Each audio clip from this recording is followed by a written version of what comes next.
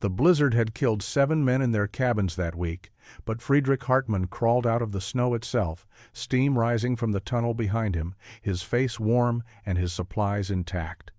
What the other settlers had mocked as a grave would become the only reason anyone survived the winter of 1842 in the Devil's Canyon Valley.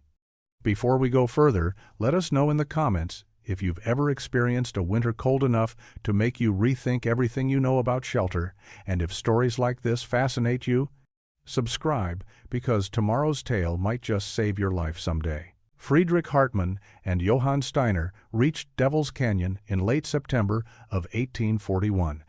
The valley bottom offered everything trappers needed: beaver ponds fed by cold streams, dense timber for shelter, and isolation from competing trappers. The location sat at the deepest point of the canyon, where the walls rose steep on both sides. Cold air would settle here come winter. But both men had survived mountain winters before. They understood cold, or so they believed. They spent 5 days building their cabin using standard methods.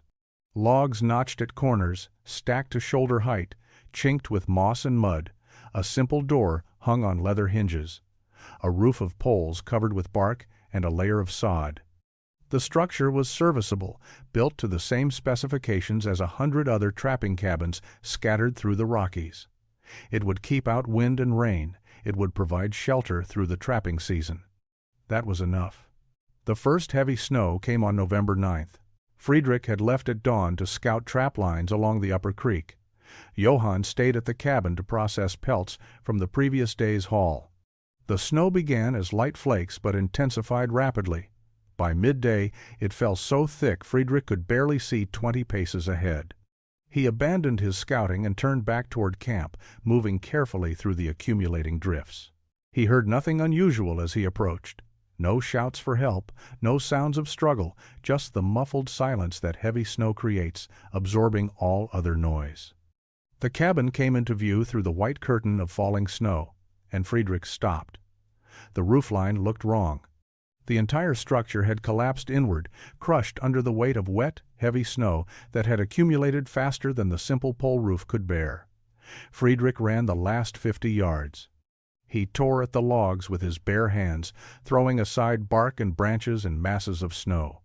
He found Johann beneath the center beam, his body crushed when the ridgepole snapped and brought the entire roof structure down. Death had been quick, at least. Small mercy in a brutal end. Friedrich pulled his partner's body clear and sat in the snow beside him as the storm continued to fall. They had trapped together for 3 seasons. Johann was methodical, cautious, and skilled at reading beaver sign. He was the kind of partner who made survival in the wilderness more certain. Now he was gone because a roof built the way everyone built roofs could not withstand what the valley delivered. That night, Friedrich buried Johann on a hillside above the collapsed cabin. He marked the grave with stones and spent the dark hours sitting beside the wreckage of their shelter, unable to sleep. The cabin they had built in 5 days had killed his partner in 5 minutes. Friedrich rebuilt a temporary shelter in the days following Johann's death, using salvaged logs and working with numb efficiency. The new structure was crude but functional, enough to keep him alive while he completed the season's work. But something had changed in how he saw the valley. What had seemed like a good trapping location now felt like a trap of a different kind. He began paying attention to things he had previously ignored. Each morning, frost formed thicker at the valley bottom than on the slopes above. When he climbed to check his higher trap lines, the air felt noticeably warmer, even though he was gaining elevation.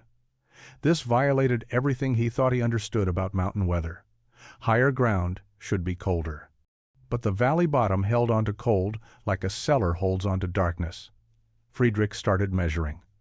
He carved notches into a stick to mark temperature differences, using the freezing point of water as his reference. He placed containers of water at different elevations and noted when they froze solid. The pattern emerged clearly over 2 weeks of observation. The valley floor was consistently colder than the ridges above, sometimes by 10 degrees, sometimes by 15. On calm nights with clear skies, the difference grew even larger. He watched how cold air moved. On still evenings, he could see his breath sinking, drifting downward like smoke in reverse. Cold air had weight. It flowed downhill the way water flows, following the path of least resistance until it pooled in the lowest places. Devil's Canyon was shaped like a funnel, channeling cold air from the surrounding peaks down into the depression where Friedrich's camp sat.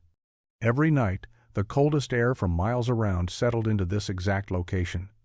The snow accumulation followed the same logic. Storms dropped more snow at higher elevations, but wind redistributed it. The valley bottom acted as a collection point where blown snow gathered and compacted. What fell as 6 inches on the ridges became 12 inches in the valley. Over the course of a winter, this difference multiplied. A valley bottom cabin would face twice the snow load of a ridge camp, with colder temperatures and less sunlight to promote melting. Friedrich visited 3 other trapping camps within 2 days' travel. Every camp on a ridge or slope had weathered the November storm without damage. Every camp in a valley bottom had suffered. One trapper's cabin had lost half its roof. Another had abandoned his valley site entirely and moved to higher ground. The pattern was undeniable. Location mattered more than construction quality. By early December, Friedrich understood the fundamental problem. Building a surface cabin in a valley bottom meant fighting conditions that would only worsen as winter deepened. More snow would fall. Colder air would settle. Any structure built upward would bear increasing loads while battling the coldest temperatures. The valley itself was the enemy, and traditional building methods offered no solution. If he wanted to survive future winters in this location, he needed to think differently about shelter entirely. Friedrich began tracking animals through the snow with new purpose. He was no longer hunting for pelts but studying survival strategies. Animals had lived through countless winters in this valley without cabins or fires. They possessed knowledge earned through generations of adaptation. Friedrich needed to learn what they knew. He found a fox den carved into a snowbank near the frozen creek. The entrance was barely wide enough for the animal to squeeze through, positioned low against the ground. Friedrich knelt and peered inside, feeling warm air drift out from the darkness. He carved away snow carefully to expose the den's structure without destroying it. The tunnel ran horizontally for several feet before opening into a chamber slightly larger than a water bucket. The fox had dug below the surface, letting snow accumulate above for insulation. Inside the chamber, the temperature felt markedly warmer than the outside air, despite being surrounded entirely by frozen material. He tracked a pair of wolves to their resting place and found them bedded in a depression they had excavated beneath a fallen spruce. Snow had drifted over the log, and the wolves had dug down and under, creating a sheltered space protected from wind. They had positioned themselves below the surface level, not above it. When Friedrich approached, they abandoned the site, but he examined what they had created. The shallow pit they occupied was noticeably warmer than the exposed ground nearby. A wolverine's shelter proved most instructive. Friedrich discovered it accidentally while checking a trap line. The animal had excavated a complex chamber system under a massive deadfall buried in snow.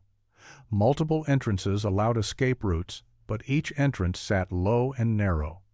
The main chamber lay at the center, insulated by several feet of snow on all sides. Friedrich spent an hour studying the layout, noting how the wolverine had used existing structure, the fallen logs, as a roof frame, while snow provided walls and additional covering. Every animal he observed followed the same principle. They went down or into the snow, never up and exposed. They kept entrances small and low. They relied on snow's insulating properties rather than fighting against its weight. They created spaces just large enough for their needs, minimizing the volume that required warming. None of them built structures that rose above the surface to catch wind or bear the load of accumulating snow. Friedrich excavated the abandoned fox den more completely, making the chamber large enough to crouch inside.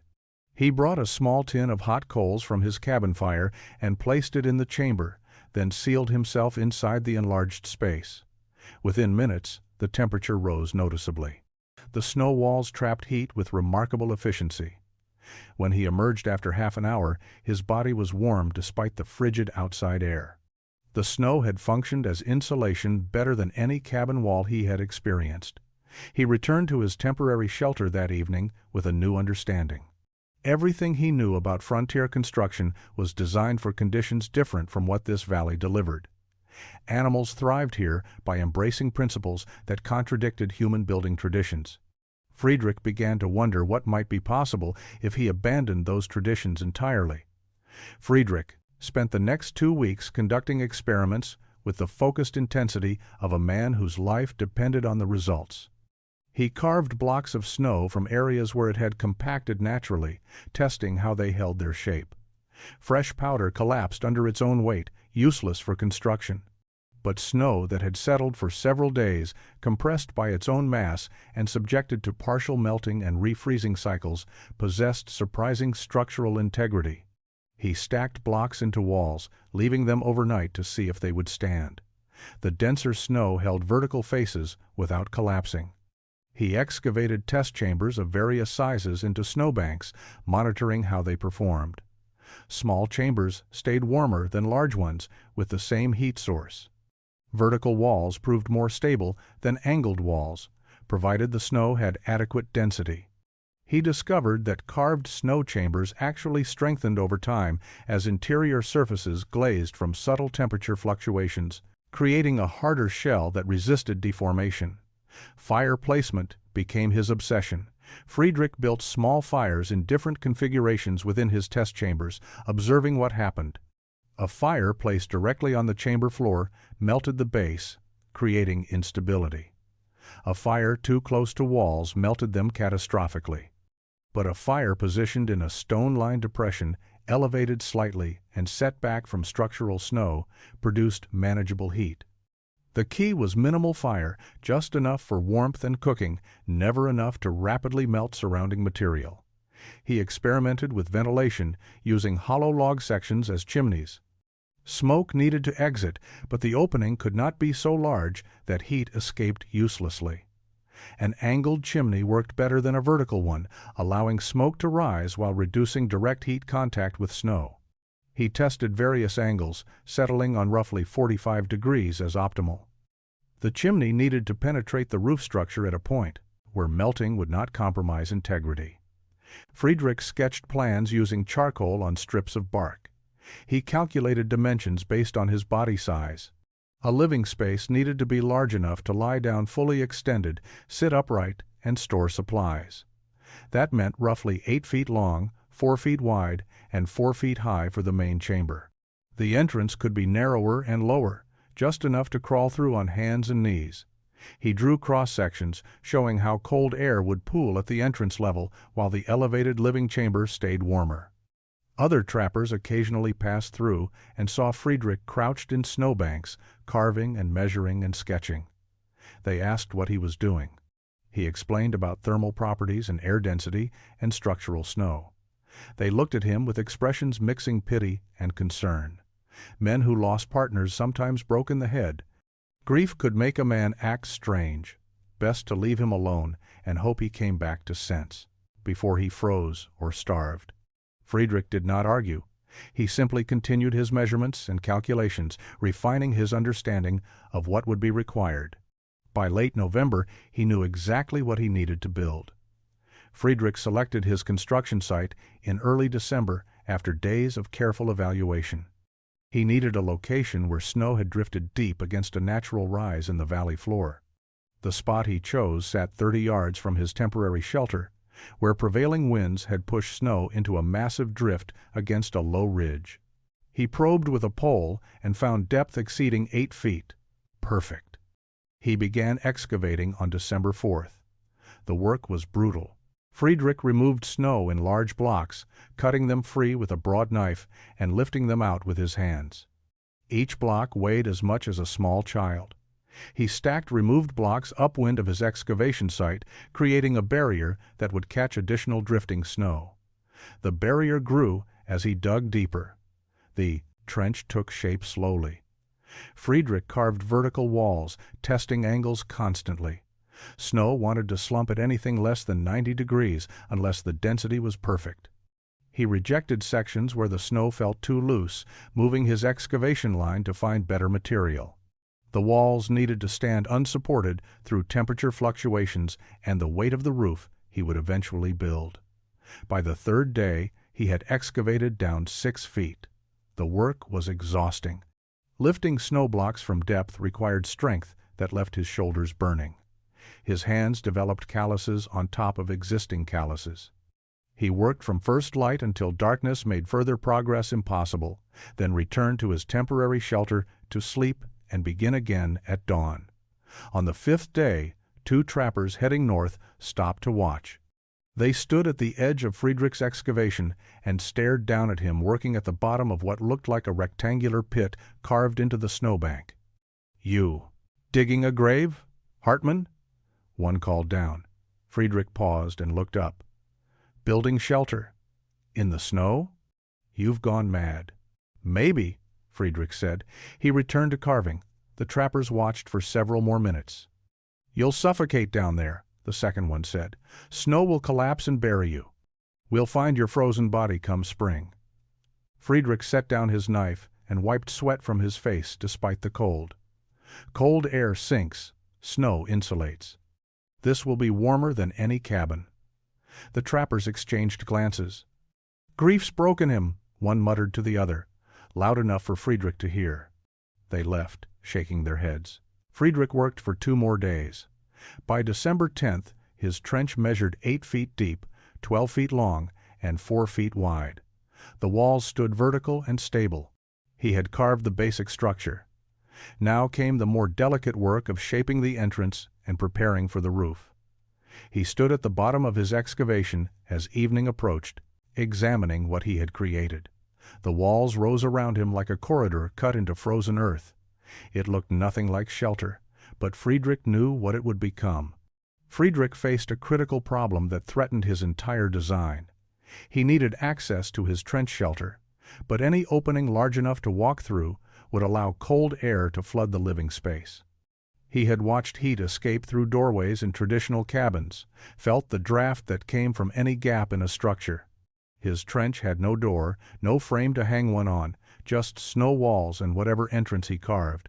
If he got this wrong, everything else would fail. He spent 2 days experimenting with entrance sizes.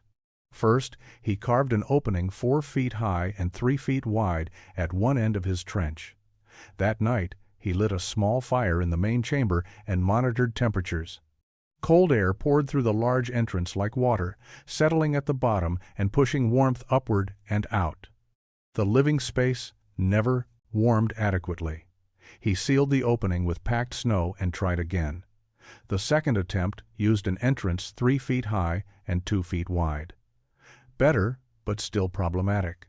Cold air infiltration remained significant.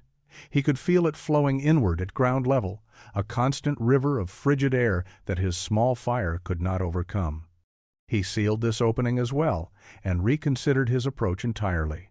Friedrich thought about the fox den he had studied. The entrance had been barely large enough for the animal to squeeze through, positioned right at ground level. He remembered having to lie flat to peer inside. That low entrance had kept the den warm despite its small size. Cold air had nowhere to sink below the entrance point because the entrance was already at the lowest point. He began carving a new entrance, this time only 2 feet high and positioned at the very bottom of his trench wall. The opening would require anyone entering to lie completely flat and crawl on their belly. It felt wrong. Every instinct said shelter entrances should be large enough to move through easily, but Friedrich was learning to distrust instinct. Behind this low entrance, he carved a horizontal crawl passage extending 4 feet into the trench. Then he elevated the main living chamber, raising its floor 18 inches above the crawl passage level. He carved steps up from the passage into the chamber. The design created a clear separation, entrance at the lowest level, living space elevated above it. That evening, he tested the new configuration. He lit his fire in the elevated living chamber and crawled through the low entrance, sealing it behind him with a block of snow he could remove from inside. Within an hour, the living chamber warmed noticeably. He placed his hand down in the crawl passage and felt dramatically colder air. The cold was sinking and pooling exactly where he wanted it, in the entrance passage below his living space. Friedrich lay in his warming chamber and smiled. The low entrance that seemed most inconvenient was actually the key to everything. Cold air trapped itself in the crawl space. Warm air stayed in the elevated living area, no door required. Just physics and careful design. Friedrich needed a roof, but everything about traditional cabin roof construction was wrong for his purposes. Log cabin roofs were heavy, designed to span wide distances and bear their own substantial weight. His trench was only 4 feet wide. A heavy roof would crush the snow walls. He needed something minimal, just enough to prevent snow from filling his excavation while providing a surface for additional snow to accumulate as extra insulation. He spent 3 days gathering materials. For the primary frame, he selected slender pine logs roughly 6 inches in diameter. They needed to be straight and long enough to span the trench width with a foot of overhang on each side. He cut 8 of these logs, dragging them back to his site one at a time, through the snow. The work was exhausting but necessary. For the secondary structure, he gathered willow branches. Willow grew along the creek banks, and its flexible branches could be woven into a tight matrix. He cut over 100 branches, each approximately 6 feet long and as thick as his thumb. He bundled them and hauled them to his construction site. Evergreen boughs came next. Friedrich cut heavily from spruce trees, selecting branches thick with needles. The boughs would provide insulation and prevent snow from sifting through gaps in the roof structure.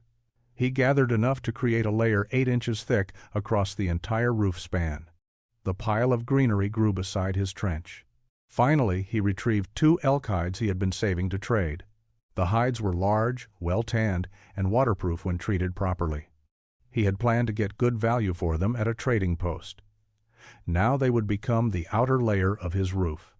He rendered fat from beaver tails, mixing it with wood ashes to create a waterproofing paste. Construction began on December 15th. Friedrich laid his primary frame logs across the trench, spacing them 18 inches apart. The logs rested directly on the top edge of his snow walls, distributing their weight across a wide area rather than concentrating it at specific points. He notched each log slightly where it contacted the snow, creating a stable seat. Across these frame logs, he wove his willow branches, creating a tight basterwork matrix. The weaving took an entire day. Each branch, interlaced with its neighbors, pulled tight and secured. The result was a flexible but dense layer that would support everything above it. Over the willow matrix, Friedrich laid his spruce boughs. He oriented them with needles pointing downward like shingles, each layer overlapping the one below. The thick mat of greenery created a barrier that would prevent snow from penetrating while allowing moisture to escape. Finally, he stretched his elk hides across the entire structure. He applied his fat and ash mixture to the hides, working it into the leather until they were thoroughly saturated. The hides provided a waterproof layer and additional wind protection. Snow would soon cover everything, adding the final insulating layer. His roof was complete, weighing less than a single log from a cabin wall. Friedrich could build the most sophisticated snow trench in the Rocky Mountains, but without solving the fire problem, he would freeze. Fire was not optional in winter. He needed it for warmth, for cooking, for melting snow into drinking water, for drying wet clothing. But fire produced heat that melted snow, and his entire shelter was made of snow. One mistake would bring the walls down around him or fill his living space with meltwater. He had to get this exactly right. He started by excavating a hearth chamber at the back of his elevated living space. This chamber sat slightly lower than the main floor, carved into the snow like a bowl. The depression would contain the fire and prevent coals from rolling into his sleeping area. He lined the bowl with flat stones he carried from the creek, creating a fireproof base. The stones took 2 days to gather and position, but they were essential. Fire could not touch snow directly. The chimney presented the greatest challenge. Smoke had to exit, but the opening could not allow heat to melt surrounding structure. Friedrich used sections of hollow log, each piece approximately 8 inches in diameter. He had split larger logs and carved out their centers, creating wooden tubes. He fitted 4 sections together, creating a chimney roughly 6 feet long. The crucial decision was angle. A vertical chimney would concentrate heat directly upward, melting the roof. Friedrich angled his chimney at 45 degrees, running it from the hearth chamber up and through the roof at the back corner of his trench. The angle allowed smoke to rise while dispersing heat across a larger area, preventing concentrated melting at any single point. Where the chimney penetrated the roof, Friedrich created a collar of tightly packed snow reinforced with stones. The chimney did not touch this collar directly. He left a 1-inch gap around the entire circumference, filling it with loose, dry moss. The moss insulated the snow from direct chimney heat while allowing smoke to pass through. For 3 days, Friedrich conducted fire tests. He built small fires, monitoring what happened. Too much wood created too much heat, causing concerning drips from the ceiling. He learned to use minimal fuel, just enough to maintain warmth. Small fires of dry wood produced steady heat with manageable smoke. He adjusted his chimney angle slightly, tilting it 5 degrees more to improve draw. He discovered that interior temperature control was critical. If the living chamber stayed just above freezing, the snow walls remained stable. Too warm, and surfaces began to glaze and drip. He learned to maintain his space at a temperature where breath was visible but not freezing, where water stayed liquid in his cup but ice remained solid in the walls. By December 22nd, Friedrich had perfected his system. His hearth burned steadily, his chimney drew smoke cleanly, his walls remained solid. The living chamber stayed warm enough for comfort without threatening structural integrity. He could finally move his supplies from the temporary shelter into his completed trench. He was ready for winter. The storm arrived on January 23, 1842. Friedrich woke to absolute silence, the kind of quiet that comes when snow falls so thick it absorbs all other sound. He crawled through his low entrance and emerged to find the world erased. Visibility extended barely 20 feet. Snow fell in a solid curtain, accumulating so fast he could watch it deepen. He had seen mountain storms before, but this was different. The wind came in sustained blasts that would have torn a man off his feet on exposed ground. The temperature dropped throughout the morning. By midday, his beard frosted solid just from breathing outside air for the few minutes required to gather more firewood from his covered stack. Friedrich retreated into his trench and sealed the entrance behind him with a removable snow block he had carved for this purpose. Inside his living chamber, his small fire burned steadily. He fed it sparingly, maintaining just enough heat for comfort. The snow walls remained solid. His chimney continued drawing smoke cleanly, despite the wind howling above. The storm continued for 3 days without pause. Friedrich remained in his trench, leaving only briefly each morning to dig out his entrance where drifting snow tried to seal him in. Each time he emerged, the world looked more alien. Snow had accumulated 3 feet since the storm began. His roof, already buried under snow from previous weeks, now lay under a mass of white that made the entire landscape uniformly flat. If someone had walked past, they would have seen nothing but unbroken snowfield. On the second day, Friedrich heard something through the storm, a sound like breaking wood carried on the wind. He could not investigate in the blizzard, but he suspected another cabin had failed somewhere in the valley. On the 3rd morning, the sound came again, this time closer. Something was collapsing under the weight of accumulated snow. The storm finally broke on January 26th. Friedrich crawled out into brilliant sunshine, reflecting off fresh snow. The world had been transformed. Drifts reached above his head in places, trees sagged under impossible loads of white. The temperature had dropped to brutal levels. His breath froze instantly in the still air. He checked his temporary shelter first. The roof had partially collapsed. If he had still been living there, he would have been crushed or forced to flee into the storm.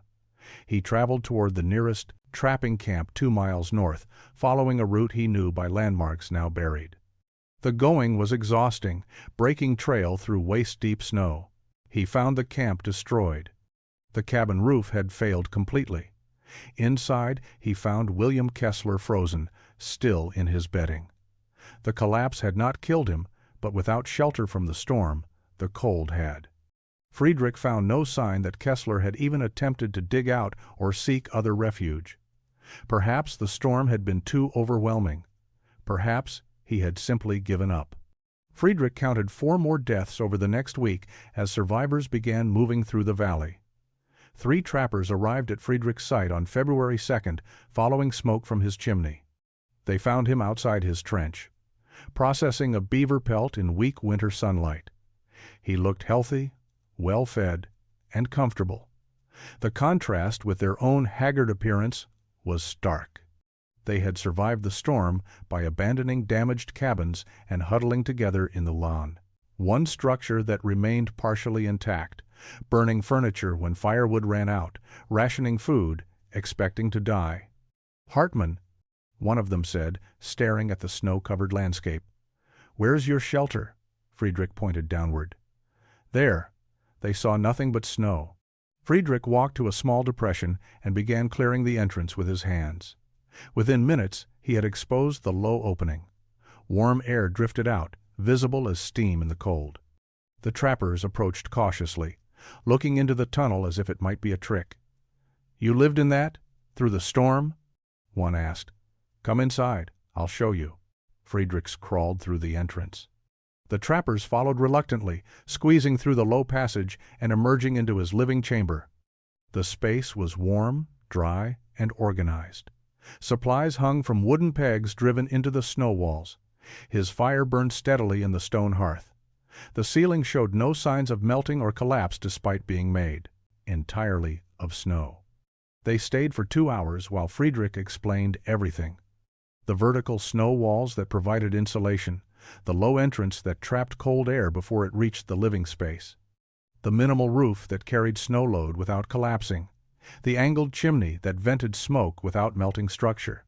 The trappers asked questions, examined the construction, and felt the warmth that seemed impossible. When they left, they carried knowledge that would spread through the remaining trapping community. Over the next 2 winters, 5 more trenches appeared in the region, built by men who faced valley-bottom conditions and remembered what Friedrich had proven. The technique never became common. Most trappers still built traditional cabins. But those who worked the coldest valleys adopted what became known simply as trench shelters.